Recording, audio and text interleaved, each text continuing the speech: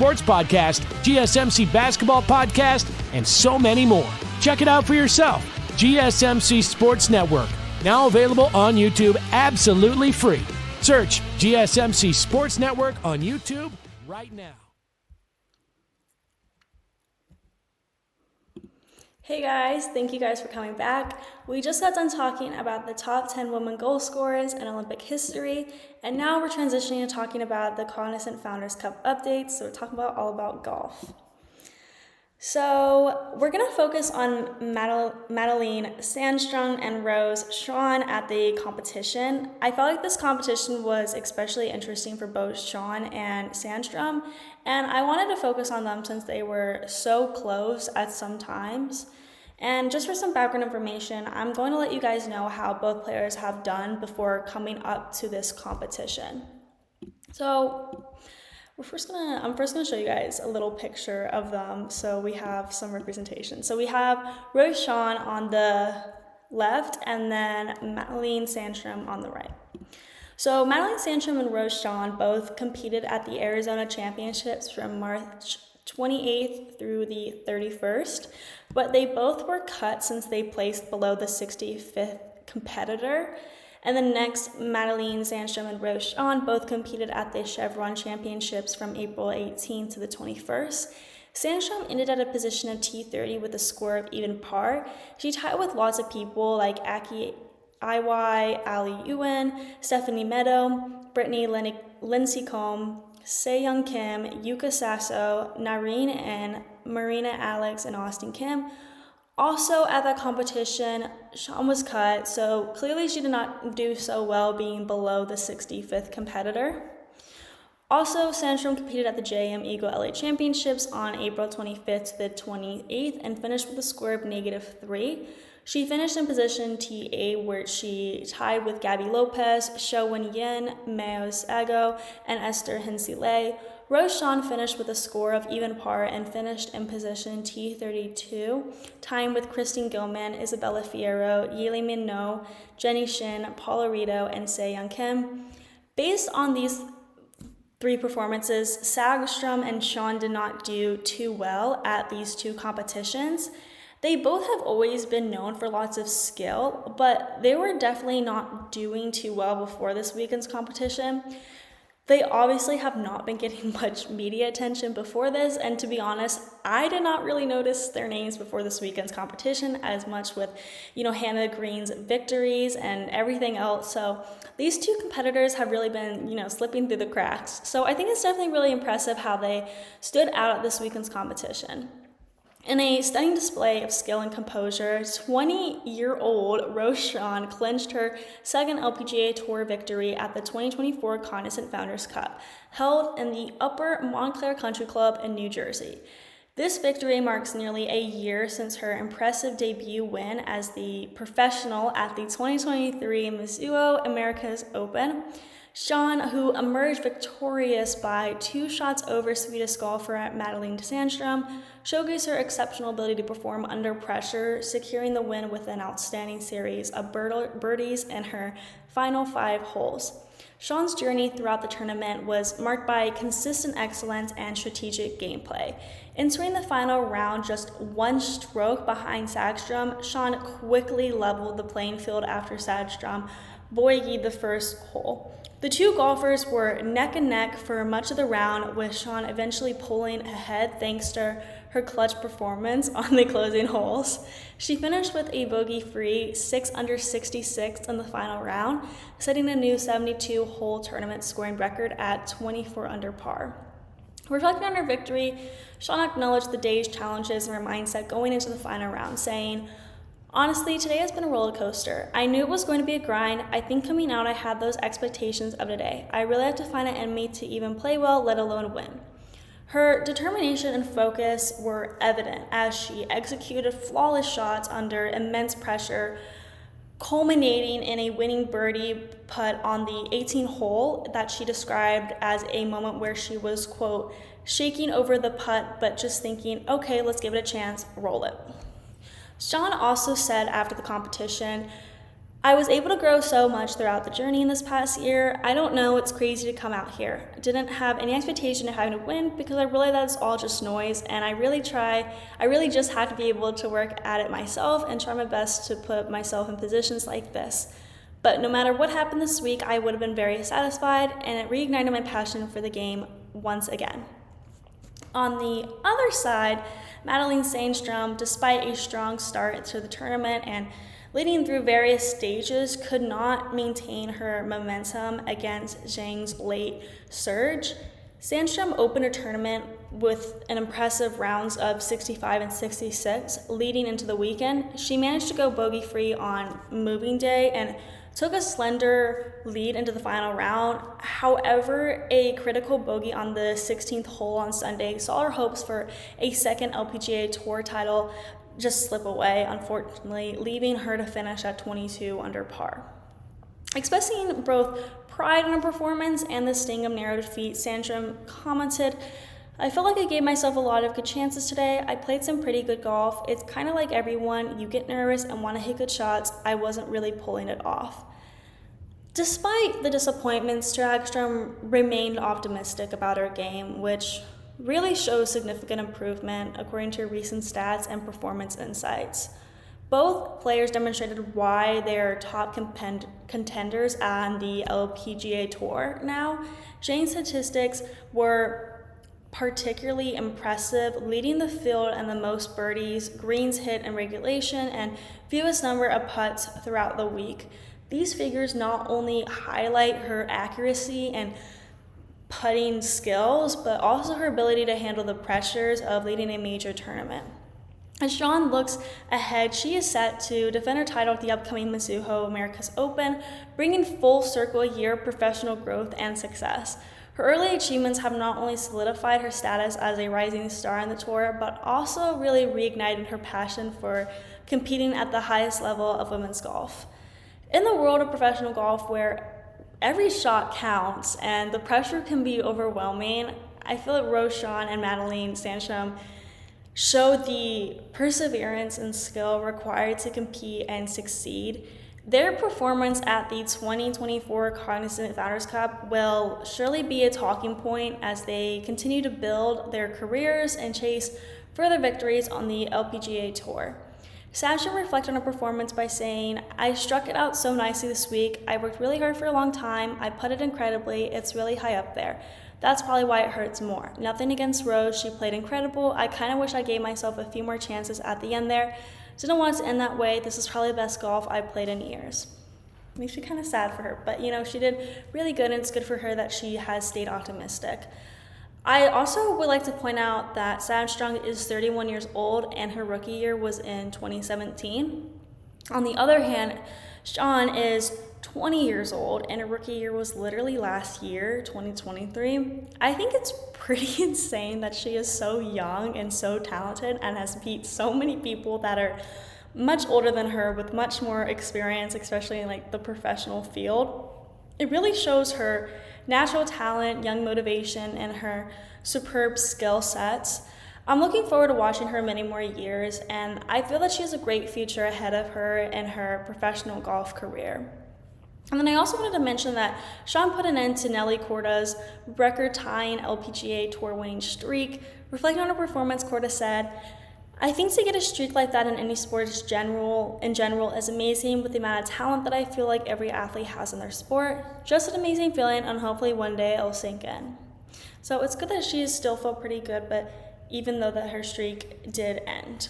So we're now going to move on to talking about beach volleyball with how USC beat UCLA in the championships. Before we do that, we are going to be taking a short break, so I will see you guys really, really soon.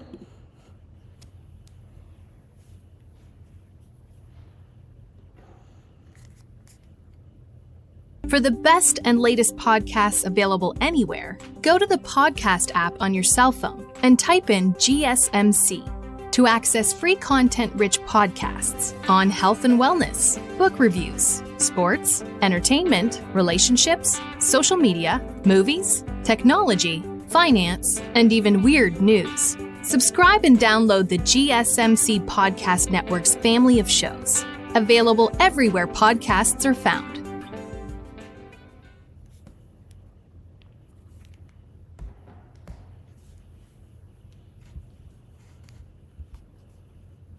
Okay, everybody, welcome back. We just got done talking about the Cognizant Founders Cup updates, and we're now going to talk about USC beating UCLA in the championships. So transitioning to beach volleyball, I'm really excited to talk about this. For the second straight season, the UCLA women's beach volleyball team fell just short of winning another national championship, but lost to the rival USC.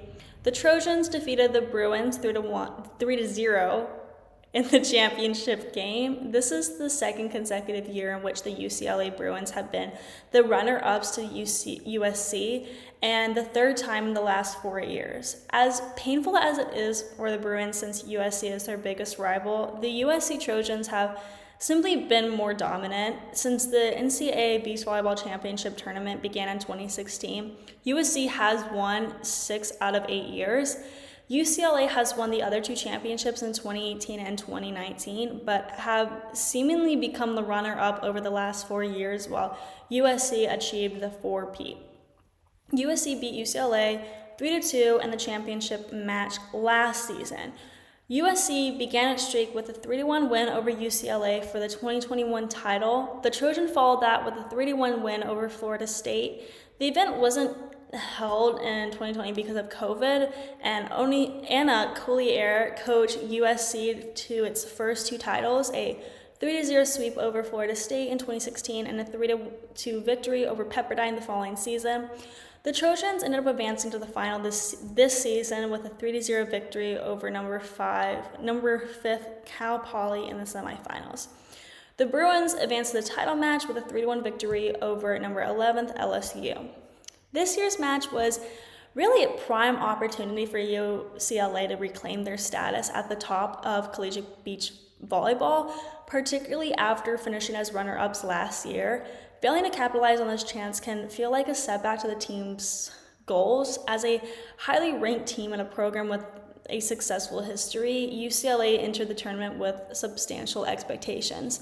USC has had a phenomenal season, though, and that definitely should be noticed. They boasted a record of 37-5, and they were here to defend their title for the 4th consecutive year. They were very dominant all throughout their seasons. The Trojans are led by the dynamic duo of twin sisters Nicole and Audrey Norris, who have been nothing short of sensational, especially in crunch time. Not only does UCSC have the Norris twins, they also have some other standout players, obviously. One of USC's most standout abilities is their teamwork, and last year, graduate Maddie Chris and Madison White were named the American Volleyball Coaches Association National Pair of the Week. Chris and White collect the 10th all-time National Pair of the Week honor, won by a Trojan duo and Security School record 3rd award in 2024. Twin graduates Audrey Norris and Nicole Norris were chosen for this award 2 weeks ago, obviously. Earlier this spring, All-American seniors Megan Kraft and Delaney Maple were tabbed for the same honor. UCLA, not far behind, has had a solid season themselves with a record of 35-7. Despite UCLA's loss in the NCAA Beach Volleyball Championship, their season has been remarkably strong and commendable. Many of UCLA's athletes have shown significant growth this season. Players like senior Perry Brennan and graduate student Devin Newberry have been standout performers, demonstrating leadership and skill enhancement. Junior Natalie Miskowski and freshman Ensley Alden were notable as well, earning spots on the NCAA All-Tournament team due to their outstanding play. So now let's dive more into what happened at the championships. The first point of the championship was fiercely contested on court 2. USC's duo Madison White and Maddie Chris found themselves in a tough spot early on, dropping the first set 14-21 against UCLA's seasoned pair Perry Brennan and Devin Newberry. However, showcasing resilience, White and Chris fought back to claim the next 2 sets, 21-19 and 15-13, putting the first point on the board for USC. Over on court 4, the atmosphere was just as intense. USC's freshman Ashley Patter and graduate student Grace Seats faced a challenging start, losing the first set 24-26 to UCLA Jaden Wishmarch and Tessa Van Winkle. However, they ended up mirroring their teammates' comeback on court 2, rallying from behind to win 25-23 and then dominated the third set 15-8. This victory put USC up 2-0, which was a crucial lead in this championship duel from the start. All eyes then turned to Court 3, where the championship point was at stake here. The Norris twins, Audrey and Nicole, have been a cornerstone for USC, and they really were no different in their performance. Their match against UCLA's Jessie Smith and Kenzie Brower was a nail-biter, to be honest. After splitting the first 2 sets, the score on the decider was deadlocked at 9-9, and then it was up to Nicole Norris to step up, delivering a critical service ace, followed by a game-winning block, sealing the championship for USC with a 15-11 win in the third set. With that, USC captures their 4th consecutive NCAA title and 6th overall since the inception of the sport in 2016. What a remarkable achievement for head coach Dane Blannon and his squad really is all of this. I mentioned Ashley Patter in the beginning, and I just wanted to stop and say that I'm so incredibly impressed by her. She is literally a freshman at USC. She's already been so successful in beach volleyball, and she has a lot coming up for her in the future. Before being a collegiate athlete, Patter placed 2nd out of 96 people in the 2022 Team USA U19 World Championships. So she already has her name known, and she really is going to have a more impressive career coming up in USC beach volleyball. Obviously, I have to bring up the Norris twins again. The Norris twins are currently in their 5th season with USC. In 2023, Nicole Norris went 30-6 overall in the season, and she went 4-0 in the NCAA tournament with Audrey Norris. Audrey has such similar stats to Nicole, her twin sister, and I find that so crazy. They literally look so alike and play so similarly and are always dominating together, so it's pretty crazy. USC is really lucky to have not just one of them, but both of them, and I honestly think their 2 performances are a major reason why USC is able to get so far up and why they won the championships this year. The Norris twins and Ashley Patter both very much succeeded in other games, and they contributed a lot to the USC team sweeping 16th-seeded North Florida in the NCAA tournament round of 16 at Gulf Beach Place on Friday, May 3rd. On Court 3, the Norris twins held off Katie Camp and Iris Fletcher to gain USC's first point of the duel. This win extends Norris' streaks to 30-7 in the season, and then in Gulf Shores, the twins are now 10-1 and notched their 8th in a row with this match victory. At the number 4 position, freshman Ashley Patter and graduate Grace Seats defended Cameron Humphreys and Hayden Wooldridge in straight sets to put another point on the board for USC. And Patter and Seats improved to 10-1 as a pair and extend their win streak to 3. So clearly all 3 of these beach volleyball stars have really been dominating throughout the entire season, and they are a large part of why USC ended the season with such a huge victory. On Thursday, Delaney Maple and Megan Kraft were named the 2024 Trojan Year Diamond Award winners. This award recognizes the student athletes who brought the most fame and distinction to the university. I'm sure there's going to be a lot more awards coming up for the USA team and more honorary events for them. This one marks a significant time in history as USC now has 4 wins in a row, which is just absolutely so impressive. So we're now going to jump into our last segment on why Paige Powers and Sydney Wills are not going to the semifinals in CrossFit. Before we do that, we are again going to take a very, very short break, so I will see you guys really soon.